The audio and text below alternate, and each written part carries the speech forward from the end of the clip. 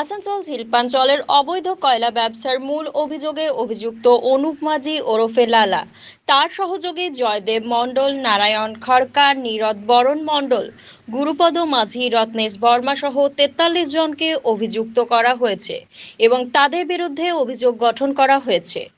আজ মঙ্গলবার তা না হওয়ায় আগামী 3 জুলাই তারিখে চার্জশিট ধার্য করা হয়েছে।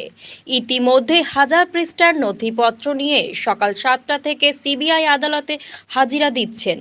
এই পুরো প্রক্রিয়া দেখে পুলিশ প্রশাসনও সজাগ হয়ে উঠেছে। আজ আদালতে অভিযোগ গঠনের কথা মাথায় রেখে কয়লা মাফিয়াদের মধ্যে আলোড়ন সৃষ্টি হয়েছে। এই এলাকায় অবৈধ কয়লা ব্যবসার মাধ্যমে কারখানার জন্য কয়লা কেনার অভিযোগ রয়েছে 10টি কারখানার মালিকের বিরুদ্ধে, যা জামুরিয়ার রানীগঞ্জের বহু কারখানার মালিকের নাম উঠে এসেছে। সকলের চোখ স্থির ছিল আসানসোলের সিবিআই আদালতের দিকে।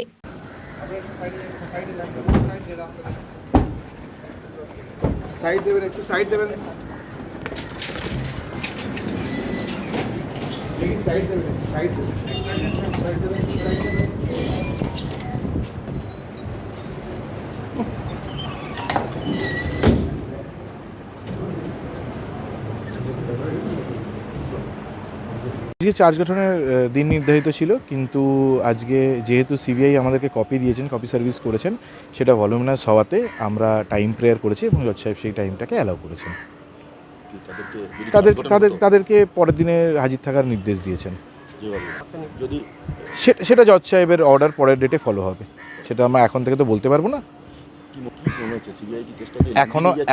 এখনো আমরা পুরো কপি দেখে উঠতে পারিনি, তো সেই বিষয়ে কোনো রকম মতামত রাখা সম্ভব হবে না। সেটা ইনভেস্টিগেটিং এজেন্সি বলেছেন যে আমরা হয়তো একটা চার্জশিট দিতে পারি, তো জজ সাহেব বলেছেন যে যত তাড়াতাড়ি সম্ভব সেই চার্জশিটটা ফাইল করে দেওয়ার জন্য।